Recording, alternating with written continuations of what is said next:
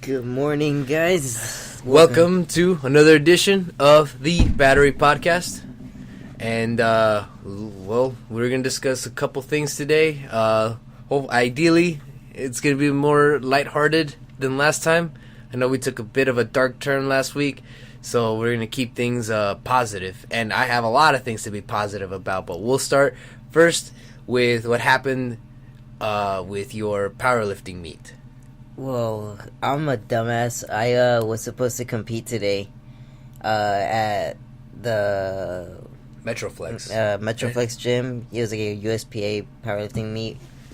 And I woke up like at 7, drove there, got there like at, we got there like at 8. But apparently they sent an email, and I've been getting my emails late lately. Like, only when I open Gmail do the new ones pop up automatically, so it sucks. So I opened it, and apparently yesterday they sent an email saying you had to be there at like 7. It was some bullshit, honestly. I fucked up. I read it wrong, or I just skimmed it. Didn't think it was important because all I saw was today at 9. So I got there like at 8, and so the actual weigh-ins were at 7 for you. At 7, plus you had to call. Speak with you had to like message the guy, the director of the meet, to beforehand, just to be able to weigh in on Saturday, because it was already late, kind of. Yeah. So you had to weigh in yesterday. That was like the official weigh-in, and it's my fault. I fucked up. But I spoke to him. He's like, yeah, I can't let you lift today. But we're having another one August 28th. August 28th? August 28th on the same Metroflex gym. And I'm not going to procrastinate on this one.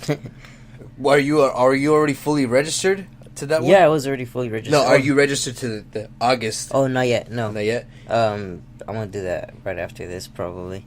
Did they give you a refund? Did you have to already No, pay? I didn't get a refund, but he's like, he helped me out. He's like, I'll tell you what, I'll do this for you. I'll set you up for the next one. Just re-register and leave the fee blank, and I'll know why. Okay. Because I was talking to him beforehand. And so I'm not going to have to pay for the next one. Okay. Okay, cool. So you're all set up. It's pretty much a refund. Cool. Well, I myself have a couple things going on. So I'm about to register to 2 jiu-jitsu tournaments coming up pretty soon. One is going to be on the 15th of next month, and this is going to be a unique one because I'm going to try if they let me. And I spoke to the coordinators, and they said I should be able to. However, it's at my risk. But basically, I haven't really gotten super deep into my jiu-jitsu, where I train and everything like that. But I currently train at 10th Planet Jiu-Jitsu, and it's all exclusively no-gi jiu-jitsu. However, this next tournament, I'm actually going to look to compete in the gi, even though I have absolutely zero experience in the gi. I've been learning. I just got myself a gi recently, and I've just been learning the very basic collar chokes, the sleeves, and the lapel controls. So hopefully I can utilize those very minimal tools to my advantage. But what I'm gonna do is, because I am a blue belt in no-gi jiu-jitsu, I'm gonna compete at 155 no-gi, and they told me I can compete in the gi no-gi at blue belt. However, if I want to compete in the gi in white belt, because that's what I want to do, I want to do white belt, I'd have to go a different weight class. So what I'm going to do is I'm going to go up to 165 for the gi in the white belt division. I would do gi blue belt, but I would get slaughtered. I would get absolutely slaughtered. I don't think it would be like a good learning experience. No, at least with the white belt. Yeah. I mean, you're probably gonna get beat because you don't know. Yeah, I'll probably get, if the white belt. I mean, I'm gonna go up against. I'm probably gonna be, it'll be a neutral situation, because on one hand I'll have good takedowns, and a good open guard. But the other hand, now I'll have to watch out for not just my collars, but grips. I'll have to constantly break grips, and so I'll have to do that. And so I want to at least give myself a fighting chance. Are the rules different from gi to no gi?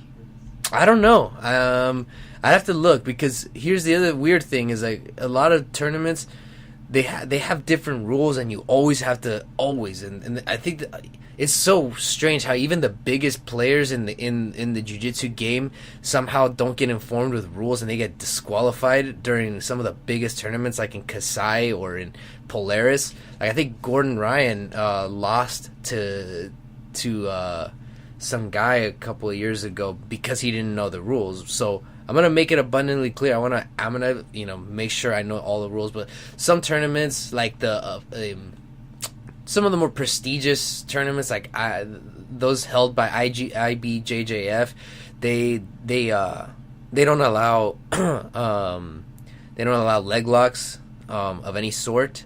So it's all basic guard passing and stuff like that. Others do allow leg locks, like Naga, and this next one that I'm going to compete at is Grappling X.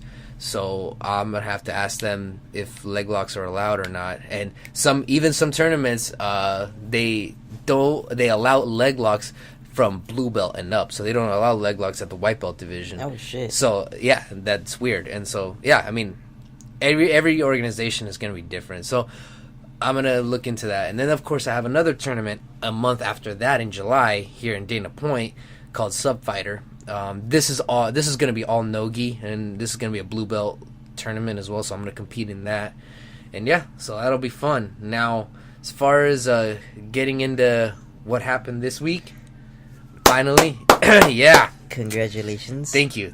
So, I've been talking a lot about paying off my student loans and all this. Well, that officially happened this Wednesday on the 15th. When you gave them the check, did you shit yourself? I didn't give them a check. I just called them, and okay. I always, because that's how I do it. I always just call. So weirdly enough, I didn't shit myself when I paid it off. I just went to the gym and just did my thing. I didn't think it settled until the next day.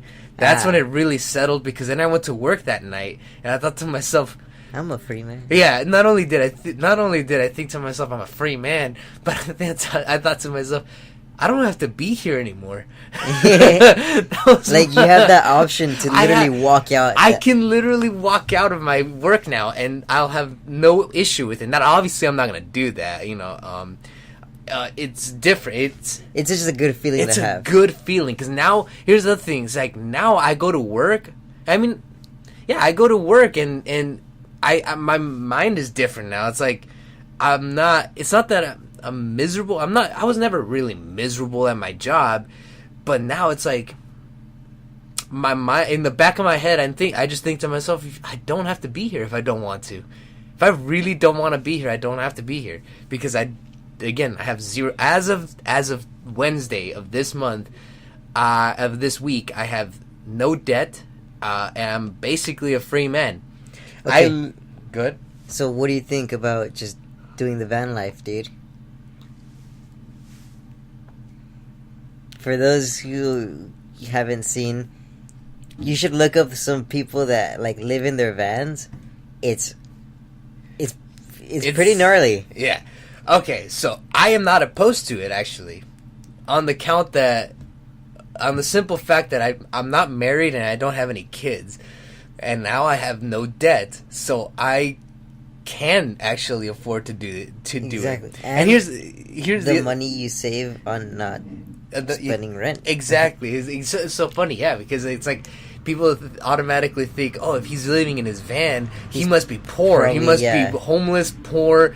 And it's like, well, that's actually not true. If you don't have any kids and you live in a van and you have a job, you basically live a normal. If you have a normal life, you just happen to have a van instead of an apartment or a room that you rent.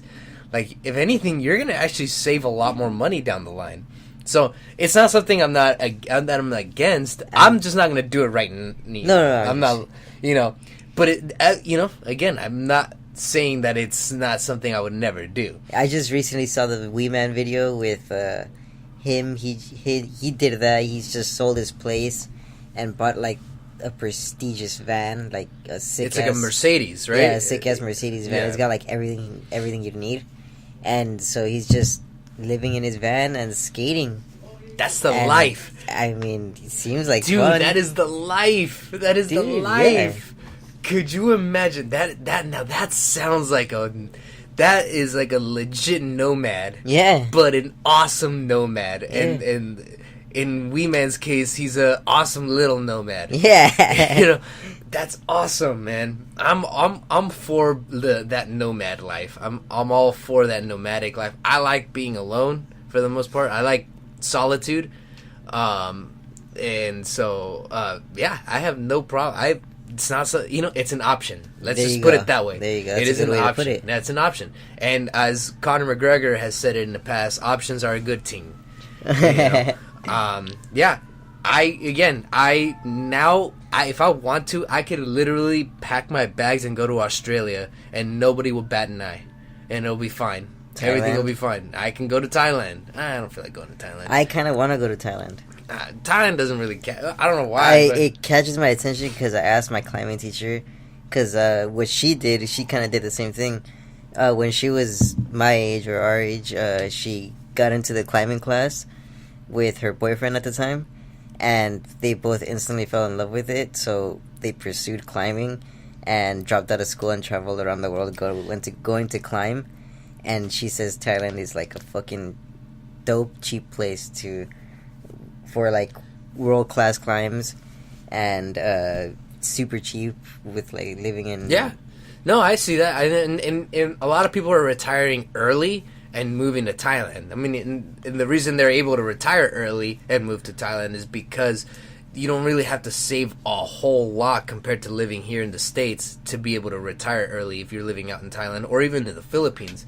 The Philippines is becoming another hotspot for early retirement, or like semi-retirement, where people will save like 50 grand and then live out in the Philippines for like 3 years and then come back to the States, save another 50 grand.